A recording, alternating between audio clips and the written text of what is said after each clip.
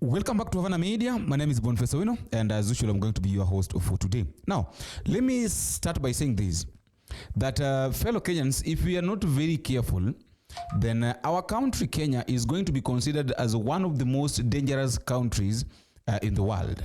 Why am I saying this? I'm saying this because of what the scenario of just what just happened with the opposition, that is the opposition leader of Uganda, that is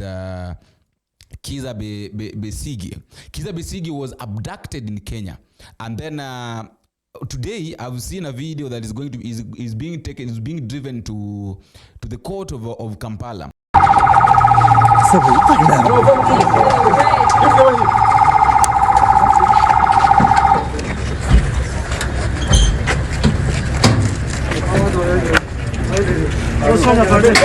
Songa!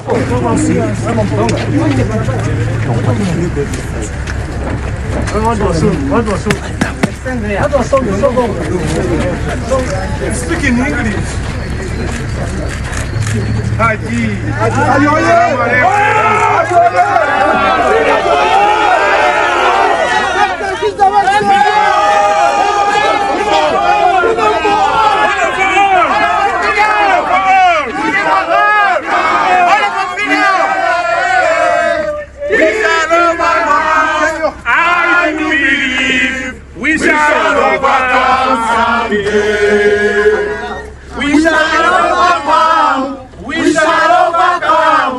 We shall overcome someday.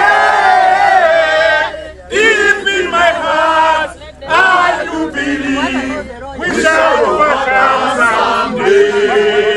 We shall go. Museveni will go. Museveni will go someday.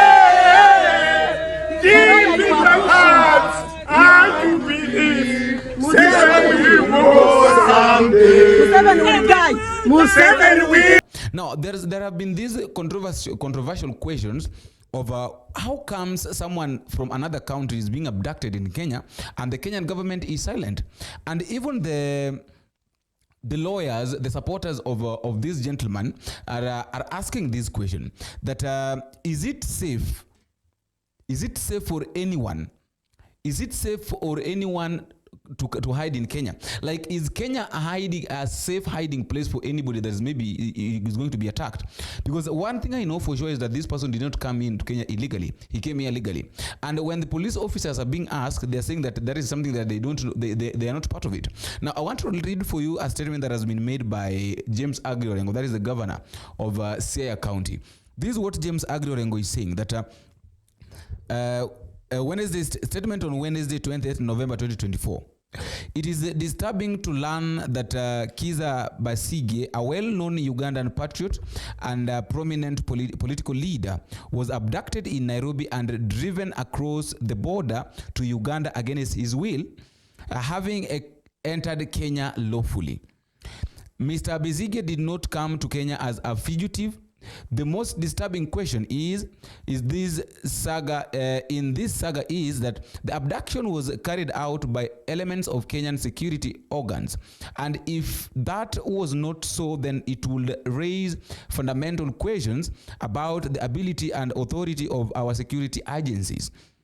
The Kenyan government must demand the immediate release of Mr. Besigye until the circumstances of the abductions is established and determined, because there is a framework in our laws that could have been invoked in compliance with the dictates of the rule of law and democratic principles. Abductions characterized the operations and the nature of the state in Kenya and violate the principles and values of the constitutions of Kenya in 2010. Kenyan must decide whether we want to be a constitutional democracy governed by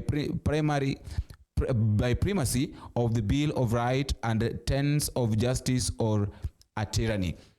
Now, that is the statement that has been made by James Orengo. Now, there is this issue. I've seen a lot of people commenting on this when the lawyers were asking questions, that is it really safe for someone to come in Kenya? Is Kenya a safe place for anybody to come to? We are asking again the government of Kenya, is it I mean, as matters stand today, is it safe for opposition politicians in Uganda to enter Kenya and stay there? Is it safe? Or we are persona non grata now in Kenya? Or Kenyans, or the government of Kenya is complicit in these transgressions, in these violations being perpetrated by the regime forces here? How can they just cross the borders, pick out people who entered Kenya legally and whisk them away with reckless abandon, and the government of Kenya keeps quiet about it with no intervention at all? So we consider them to be complicit in all what is happening. The government of Kenya has to account to us. They owe us an explanation. What is happening with all these illegal kidnaps happening in Kenya and our people being whisked back here illegally? So they owe us an explanation. We are going to pursue that matter. We are not going to let it lie down. We are going to continue. We have time and again raised it. We questioned it. We raised the memorandum with the High Commissioner here. They never responded. We are going to pursue it again. Now, a lot of people have been asking this question that I've been responding by saying that before asking that question, those Uganda, those Kiza supporters could have understood that Kenya is an abduction nation. Like even Kenyans themselves that are being abducted, and nobody knows where the people that have been abducted goes to. And I think these people are right. These people that are commenting like this are right. Kenya has been named as one of the most dangerous countries, because how can someone be abducted? Out of nowhere, someone is being abducted, is getting lost, nobody questions that, nobody is even following. When the DCI are being asked, they're saying that they don't know the people that are doing the abduction, yet we know very well that they are police in civilians. The Subaru guys have really abducted a lot up to now. I don't even know whether Aoko, anybody knows where Aoko is.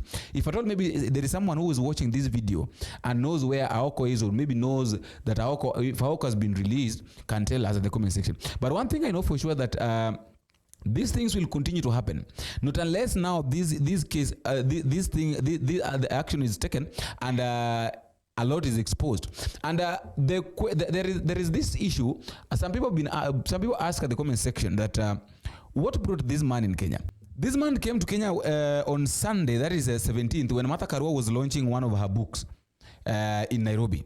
So I think he came during he was welcomed by Martha Karua, but I don't know what happened. I don't know the conspiracy, what conspired between them. But one thing I know for sure is that right now there is this question of the relationship between William Ruto together with Yoweri Kaguta Museveni, because it is being said that this man really incited, like he was against the rulership of Yoweri Kaguta Museveni in Uganda. Now, this is the thing that has conspired, that maybe might have made this man to be arrested and be abducted.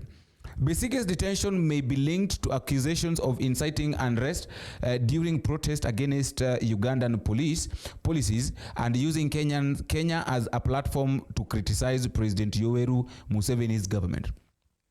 So the guy used the Kenyan platform to criticize Yoweri Kaguta Museveni in the way of governance.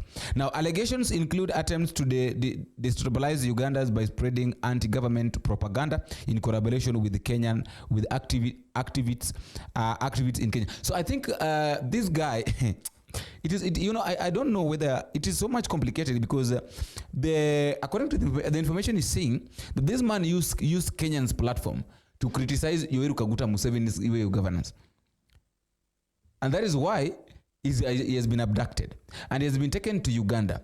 Now, the Kenyan government is silent. Nobody is talking about it. And that is why I think James Orengo say that Kenyans should choose. But I really don't know what to think concerning this.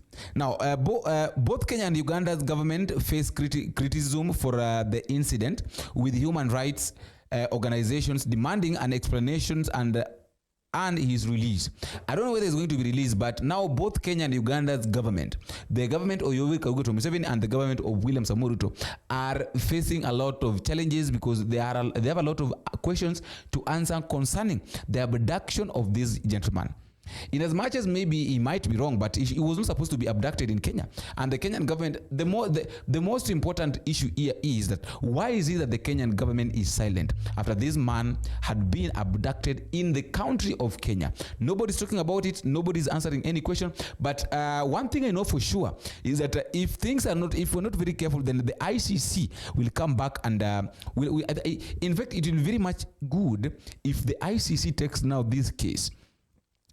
And even Musalia Mudavadi, these are cases that he should get himself involved in, and he should be accountable. He should answer the questions concerning the abductions of this gentleman by the name of Kizza Besigye. After all, guys, that is all I have for today. Let me also know what you think at the comment section. But that's a reminder, please, if you're meeting for the first time, don't forget to take a minute, click the subscribe button. You can also like, share, and drop me a comment at the comment section and tell me what you think and where you're watching this video from. Until we meet again in the next video, if it is possible, I have been your host, Boniface Owino. Bye-bye.